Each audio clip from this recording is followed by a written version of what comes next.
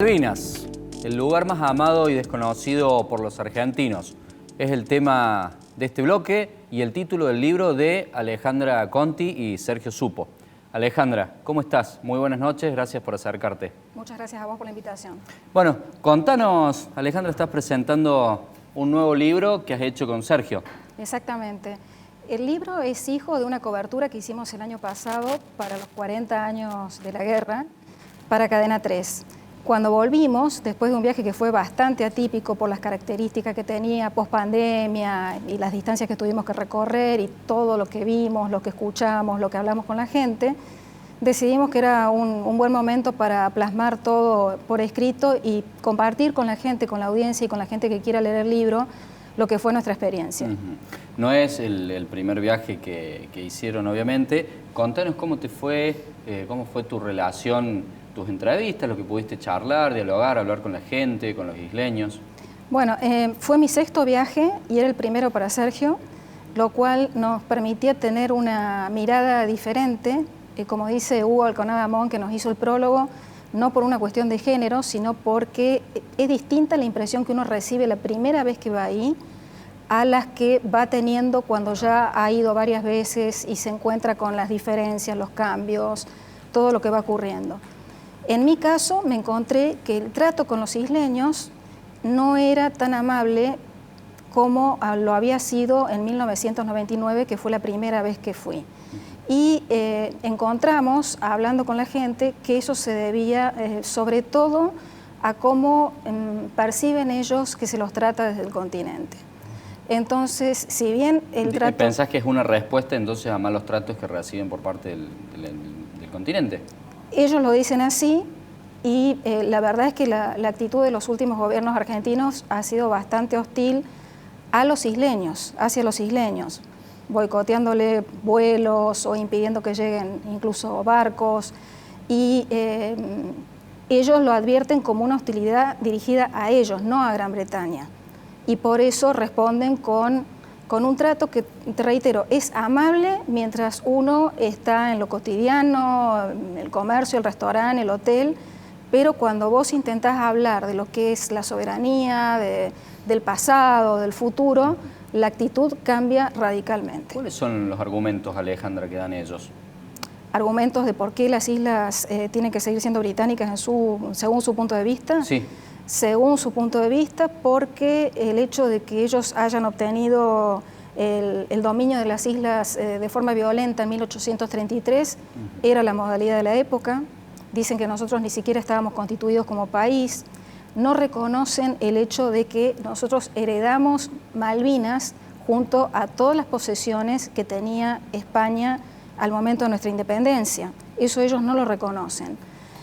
Tienen últimamente también un argumento que yo en viajes anteriores no había escuchado, y es que en un acuerdo que firmó Rosas en 1849 con Francia y Gran Bretaña, implícitamente se da a entender que Malvinas estaría en ese acuerdo de paz. Pero en realidad no tiene nada que ver, porque el acuerdo que firmó Rosas era por el bloqueo de los ríos de parte de Francia y de Gran Bretaña.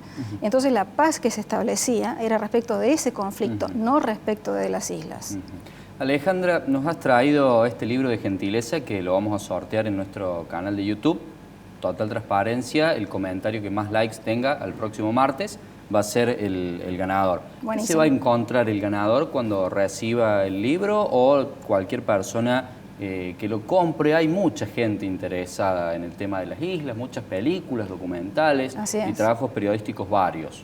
Así es. Bueno, lo que se va a encontrar no es solo una crónica de viaje, porque si bien empezamos contando cómo fue el viaje, todo lo atípico que fue, porque vos fíjate, Malvinas está a 700 kilómetros de la costa de Santa Cruz, pero como no había vuelos por la pandemia, tuvimos que ir de acá a Buenos Aires, de Buenos Aires a Londres, de Londres a Oxford.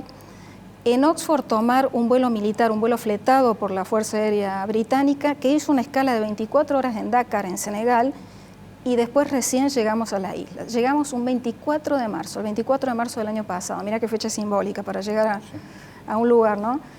Y además de eso, y de contar cómo fue toda la cobertura, los días de cuarentena, los testimonios que conseguimos y los que no conseguimos también, porque fue durísimo conseguir que los isleños hablaran on the record, como decimos nosotros. Además de eso, vimos que hacía falta un poco de contexto. Entonces, el libro también tiene contexto histórico, económico, político, social, demográfico. Hay muchas cifras, hay un capítulo que tiene muchas cifras sobre economía, que no es habitual en la información que se da sobre Malvinas en los medios o en los libros, es decir, cada uno cuenta su experiencia. En los libros que hemos leído habitualmente faltaba, según mi punto de vista, un poco de contexto. Y bueno, eso hemos aunado, poner un poco de todo lo que sabemos, todo lo que escuchamos y tratar de ser lo más independientes posibles a nuestro criterio. En algún momento que había que pagar impuestos al dólar como si fuese un país del extranjero, las islas. ¿Cuáles fueron las experiencias más importantes, más chocantes o más significativas que te tocaron vivir en tus distintos viajes que quisieras contarnos? Como chocante te diría que, no sé si la palabra es chocante o emotivo, sin dudas, la primera vez que fui al cementerio de Darwin es muy conmovedor, es realmente muy conmovedor, uno no se puede abstraer de eso. También la primera vez que fui a los campos de batalla, y particularmente en esta oportunidad que fuimos a Monte Longdon, que es donde se libró una de las batallas más crueles y más duras de la guerra, 2 días antes de que terminara la guerra, estar en el lugar y ver el escenario en el cual hubo batallas cuerpo a cuerpo, de noche, a bayoneta, a ciegas prácticamente, fue realmente muy impresionante. Uno se imagina la inferioridad en el equipamiento que tenía. Totalmente, totalmente. Todavía hay cosas en los campos de batalla y restos desde maquinitas de afeitar, balas, zapatillas, en fin, que ellos, los isleños, cuidan eso y tratan de que nadie se lleve nada, porque la verdad es que tiene un valor histórico muy importante.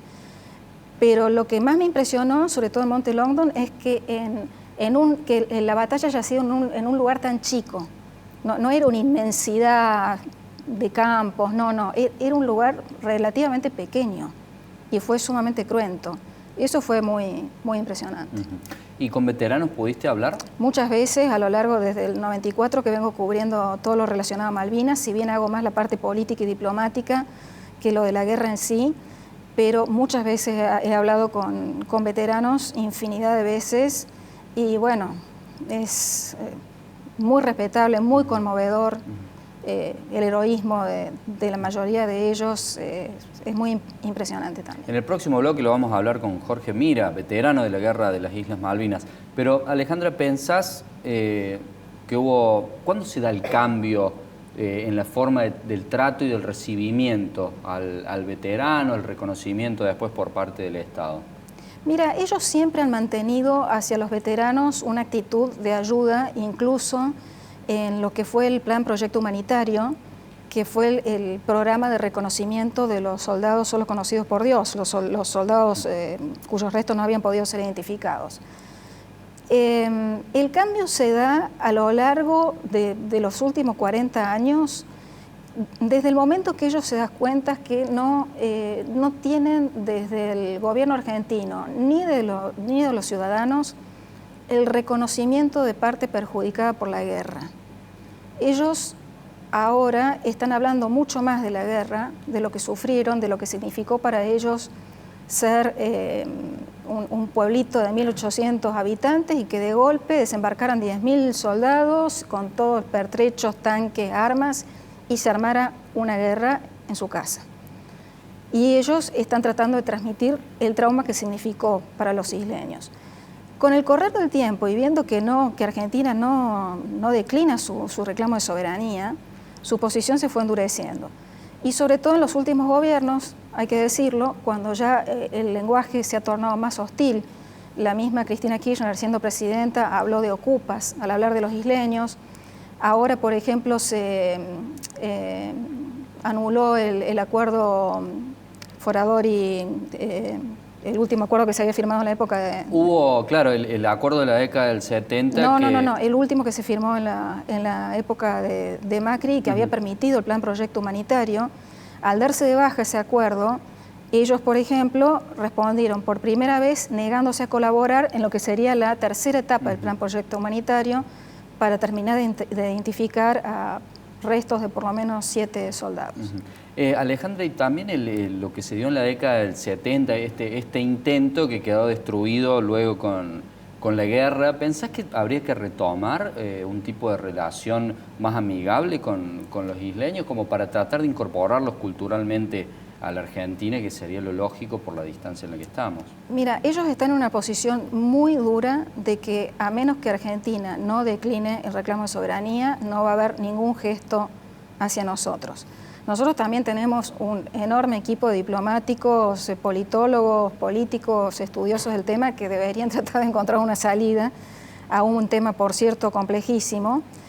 Y lo que pasó en los 70, le contemos un poco a la gente que tal vez no tiene memoria o conocimiento del caso, es que en 1971 se firma un acuerdo de comunicaciones que en perfil muy bajo habían instado el mismo gobierno británico, que no tenía en esa época tanto interés en conservar las Malvinas, quería un poco sacárselas de encima, pero decía, los isleños nunca van a aprobar una cesión de soberanía a menos que ustedes se acerquen un poco, traten de amigarse.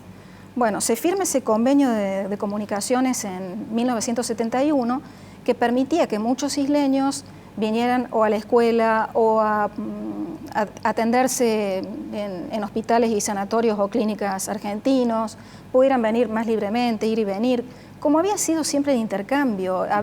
En el siglo XIX había un intercambio más fluido entre el continente y las islas.